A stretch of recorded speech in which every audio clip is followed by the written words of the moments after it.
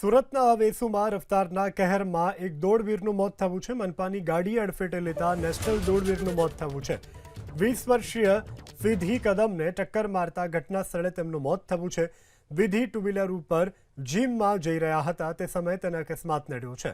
એકને એક દીકરીના મોતથી પરિવારમાં પણ અત્યારે શોકનું મોજું ફરી વળ્યું છે.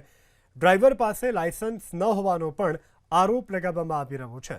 હાલ તો ડ્રાઈવરની સામે કડક કાર્યવાહીની માંગ પરિવારજનો દ્વારા કરવામાં આવી રહી છે. પોલીસે ડ્રાઈવર ગિરીશ વટની અટકાયત કરી છે. ઘટના સવારે 6:30 વાગ્યાની છે. વિધિબેન કદમ છે જે અમારે ત્યાં જીમ ટ્રેનર છે. સવારે 6:30 વાગે જીમ પર આવવા નીકળ્યા હતા અને સર્વિસ રોડ પર હતા અને એસએમસીની ગાડી પણ સર્વિસ રોડ પર હતી તો ફેટલ થયું છે. આ વગર લાયસન્સના લોકોને આ લોકો ગાડી આપી દે છે કે આનું ચેક કરવું જોઈએ કે હવે લાયસન્સ વાળો એમાં હતો કે નહીં હતો. એ જે રીતનું એક્સિડન્ટ થયેલું છે ને ઓલા ગાડી હતી. ઇલેક્ટ્રિક ગાડી તમને ખબર છે સ્પીડ હોતી નથી એમાં, અને સ્પીડ હોતી નથી એટલે એ કચરાવાળો કેટલો સ્પીડમાં હશે જે આટલું ખરાબ એક્સિડન્ટ છોકરીનું થયું છે. હું એનો સર છું, મારા ત્યાં ટ્રેનિંગ કરે છે, મારું જીમમાં ટ્રેનિંગ પણ આપે છે અને એથ્લેટિક બી રમે છે અને કોલેજ પણ કરે છે અને ઘરનું આખો જે દારમદાર હતો આની ઉપર જ હતો.